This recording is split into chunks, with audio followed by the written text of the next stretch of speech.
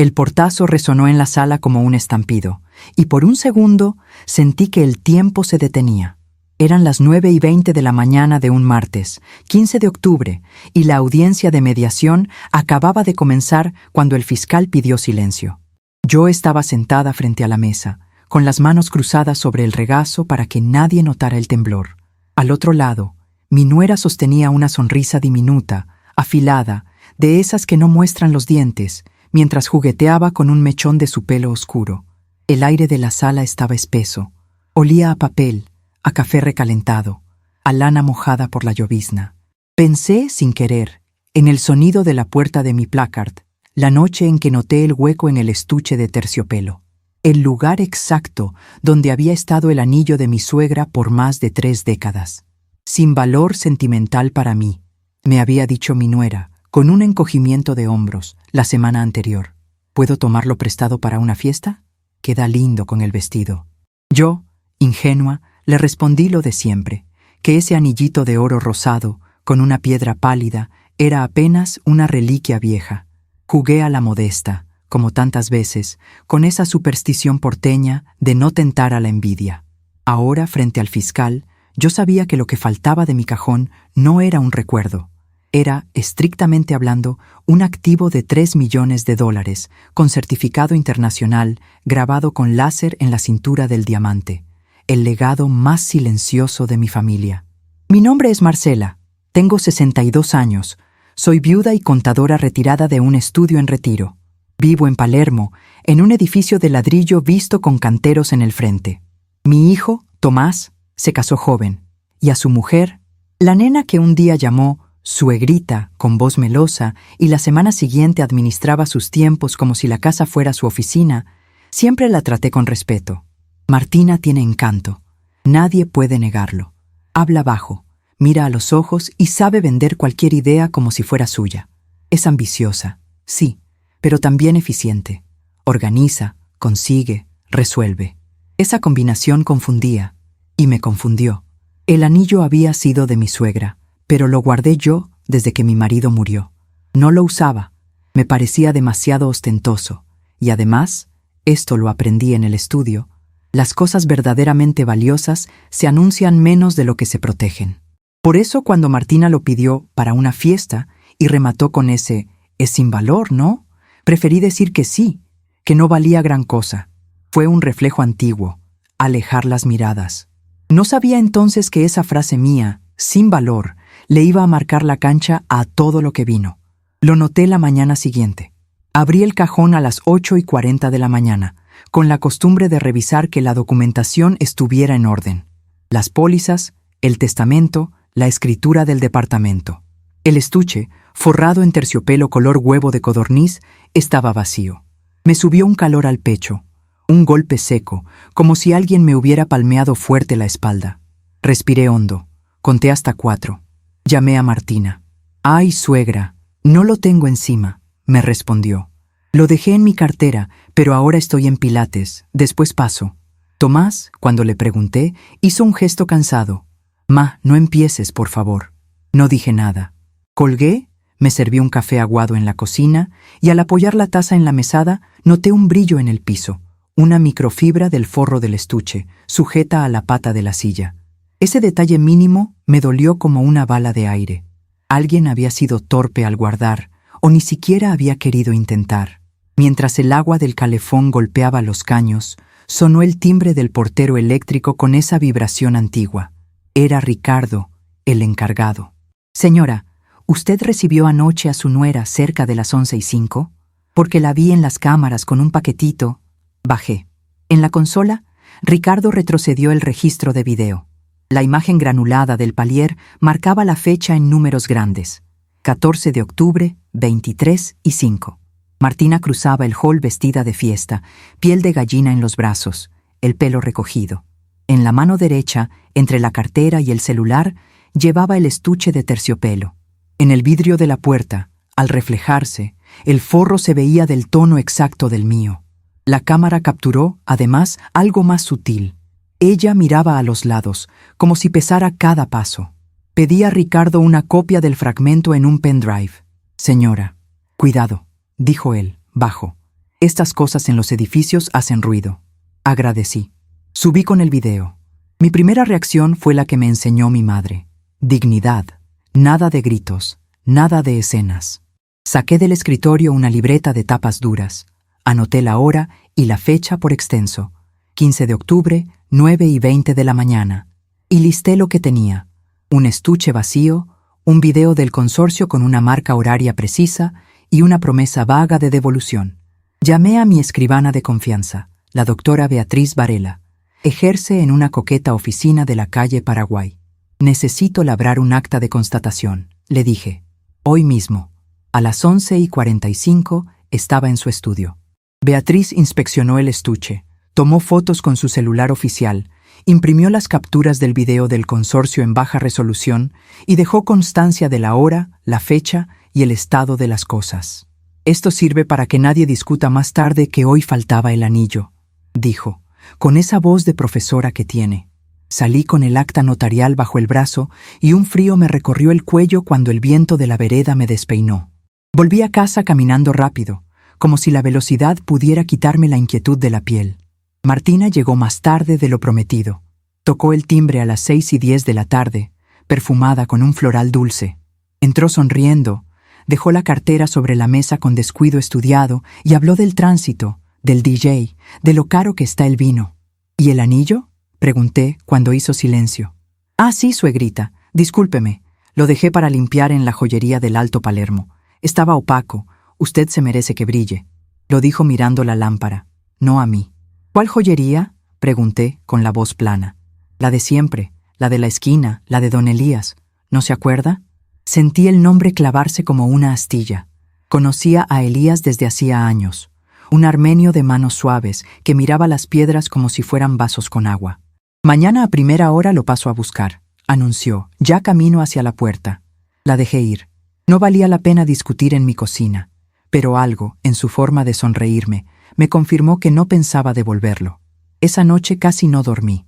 A las 2:30 de la madrugada, con la persiana bajada y el murmullo de los taxis lejos, abrí la caja fuerte y saqué la carpeta negra donde guardaba el certificado GIA de la piedra, el inventario y las antiguas comunicaciones de la aseguradora. Ahí estaba, con su número interminable de letras y dígitos grabado en láser, el corazón del asunto. El diamante no era pálido. Era un rosa champán, raro, de mina vieja, con procedencia y trazabilidad. Lo había heredado mi marido, junto con la instrucción de no venderlo salvo necesidad extrema. Esa piedra estaba afectada a un fideicomiso familiar que garantizaba, entre otras cosas, los estudios de mis nietos cuando llegaran.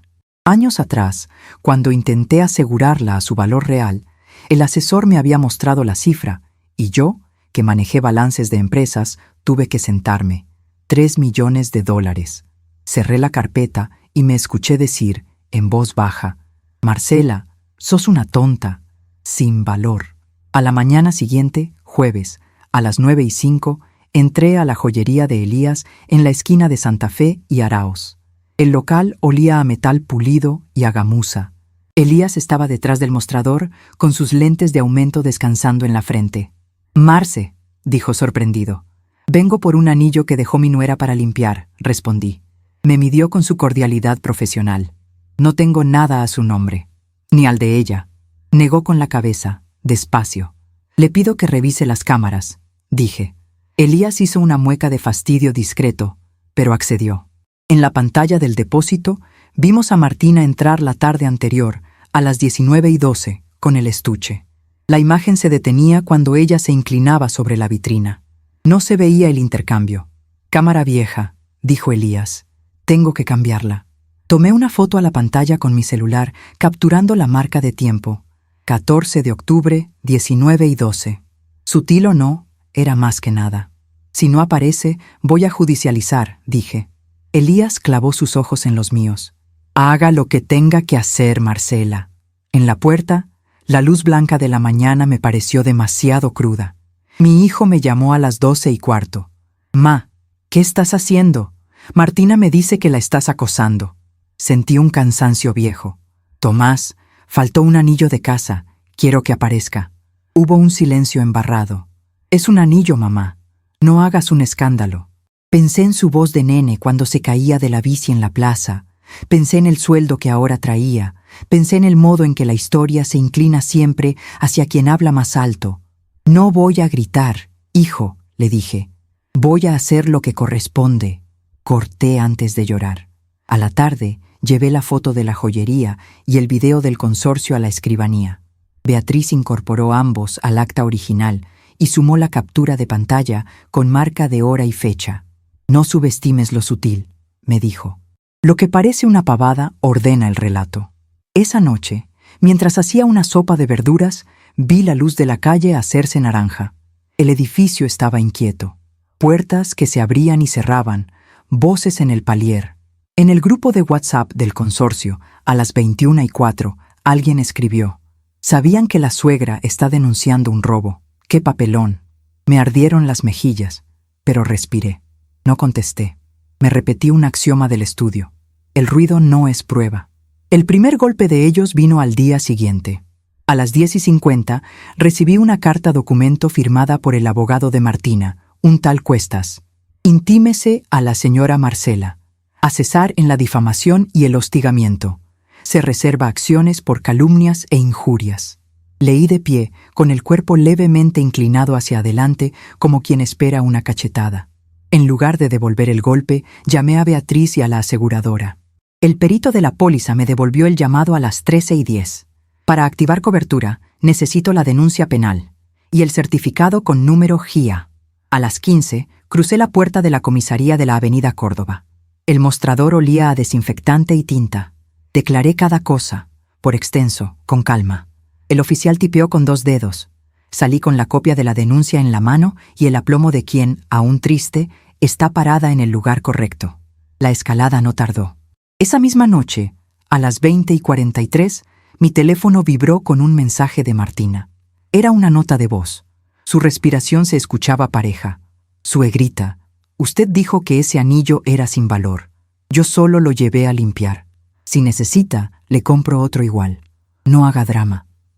Le compro otro igual, me quedó zumbando en el cráneo. Guardé la nota y le saqué un print con fecha por extenso. 16 de octubre, 20:43. El nombre de Martina arriba y el texto transcripto. Después se lo reenvié a Beatriz. Esto es sutil y a la vez una confesión en diferido, me contestó. Mi aliada apareció de un modo que no esperaba. Se llama Abril. Tiene 24 años y trabaja como asistente en la joyería de Elías. Me buscó a la salida de la comisaría, a las 18:10 del viernes, bajo una llovizna finita que hacía charcos brillantes en la vereda. ¿Usted es Marcela?, preguntó, apretando una carpeta plástica contra el pecho. Asentí. No me gusta lo que pasó, dijo, mirando al piso. Elías es un buen tipo con las manos, pero hace favores. Ella vino con un amigo y hubo papeles. No puedo hablar acá. Fuimos a un bar de la esquina. El vapor de las tazas empañó el vidrio. Abril sacó de la carpeta una copia de un formulario de contrato de empeño a nombre de una sociedad rara con domicilio en Florida al 300. Figuraba una piedra, rosa champagne, corte antiguo, peso aproximado, y abajo, como a escondidas, un número parcial, GIA, 9J. Abril había pixelado lo que no se animaba a mostrar entero. Esto lo llenó una escribanía de microcentro. Susurró. Yo llevé el paquete a una caja de seguridad en un banco de la calle Esmeralda el jueves a las 12:20. Mire, me mostró un recibo de mensajería. Fecha 17 de octubre, 12:20. Y la firma de recepción ilegible, pero nítida. Sentí que se me helaban las palmas.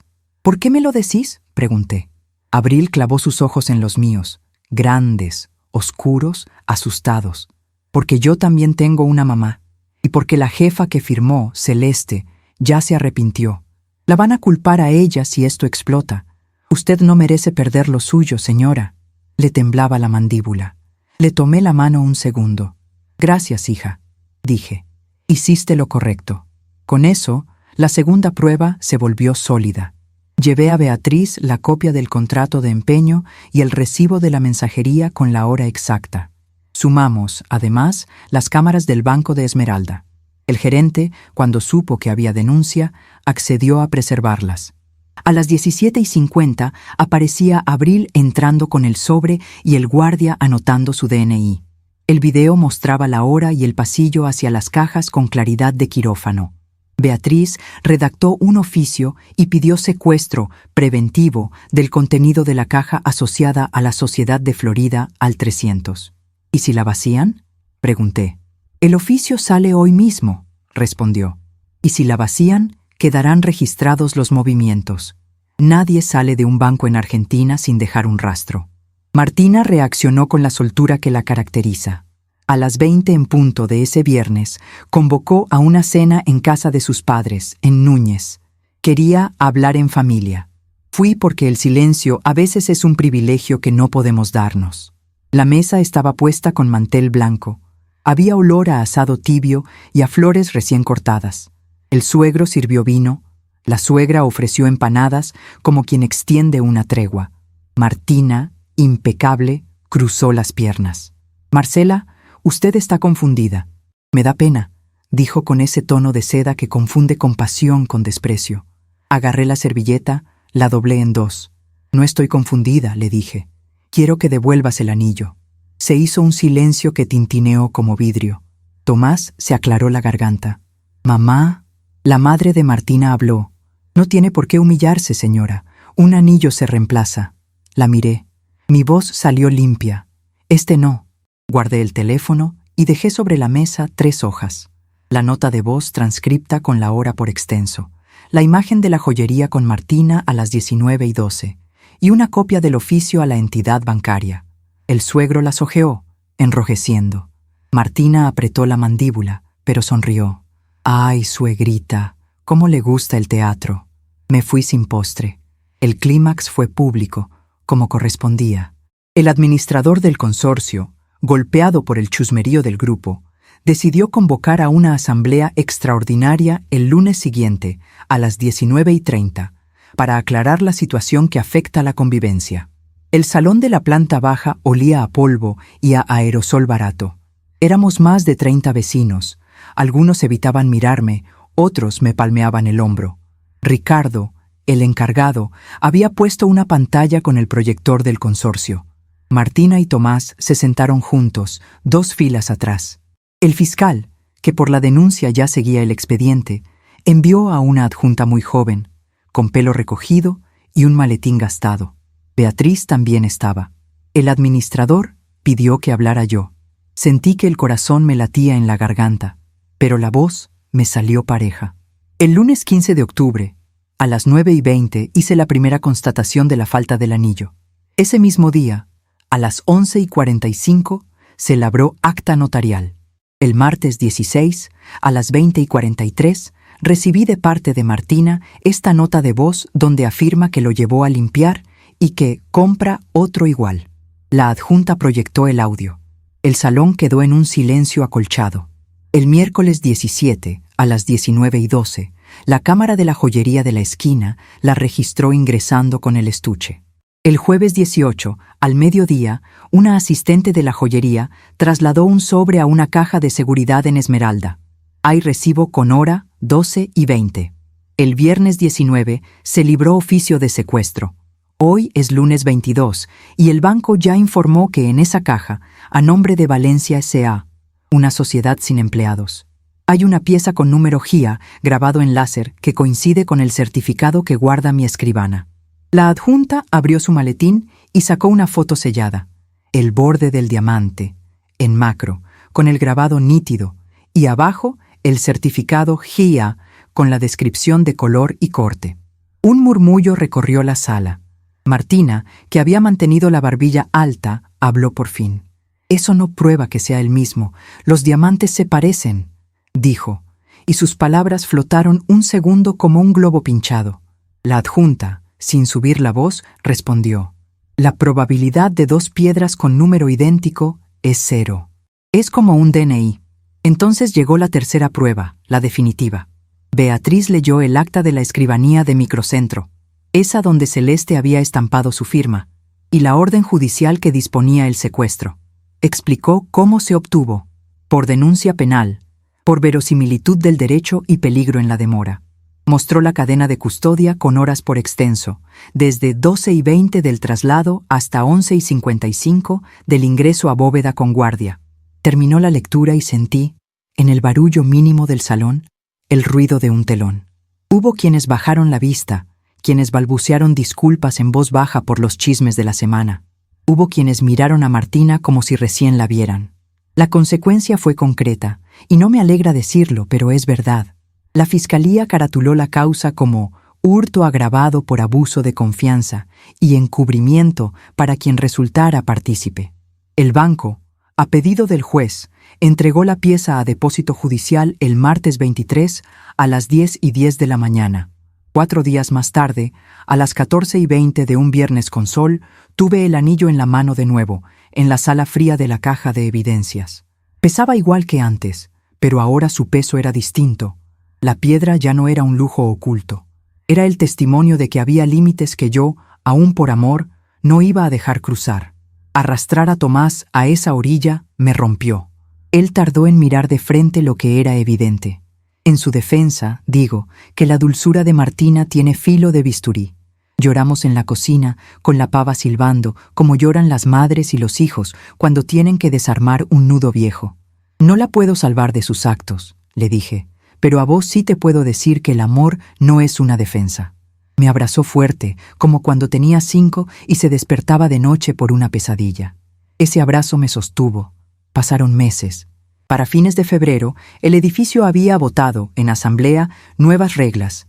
Registro obligatorio de paquetes valiosos que ingresen o salgan, con hora por extenso en el libro del consorcio. Cámaras de mejor resolución en el hall. Y por propuesta de Ricardo, una capacitación breve para el personal y los propietarios sobre preservación de evidencias cuando haya incidentes. Nada de revisar por revisar. Nada de compartir videos al grupo en caliente. Protocolo por primera vez. En marzo, don Elías cerró la joyería por problemas de salud. Me lo crucé una mañana en la vereda, más flaco, con las manos vacías. Me inclinó la cabeza en un saludo corto. «Perdón, Marcela», dijo, apenas audible. Le deseé, de corazón, que encuentre su modo de arreglar lo roto. Yo me tomé mi tiempo para decidir el destino del anillo. No quise guardarlo en el mismo cajón. Tampoco quise venderlo apurada por el rencor. La historia que lo rodeaba había cambiado. En abril, con Beatriz y con la aseguradora, armamos un fideicomiso más transparente y moderno. El anillo quedó afectado a becas para mujeres que estudian carreras técnicas en universidades públicas argentinas. Lo firmamos un martes, a las 12:30. Hacía un sol lúcido. Al salir de la escribanía, crucé por Libertad y entré en el café de siempre. Pedí un cortado en jarrito. El anillo, en un estuche nuevo, descansaba bajo la custodia de una entidad que no depende de mis humores ni de mis miedos. Ese alivio fue del tamaño de un suspiro que guardé durante años. De Martina supe poco, que se mudó a Caballito, que comenzó un curso de Community Manager, que posteaba frases motivacionales a las 8 en punto de la mañana. Cuando pienso en ella, y en su cualidad admirable, porque todos la tienen, recuerdo su eficiencia. Si la hubiera usado para el bien, si hubiera dicho, necesito ayuda, me endeudé, yo hubiera empeñado el anillo por ella, con papeles, con un plan claro, pero eligió la farsa, la vida del atajo. Su sonrisa discreta funcionó hasta que los números grabados, las cámaras y las actas la dejaron sin sombra. No guardo rencor, pero sí memoria. A veces, cuando la luz de la tarde entra oblicua en el living y toca el vidrio del aparador, se forma una mancha rosada pálida sobre la pared. No es la piedra, esa ya no está en casa. Es el reflejo de un vaso, tal vez, o de nada. Sin embargo, me recuerda la fragilidad de las cosas y la fuerza de nombrarlas como son.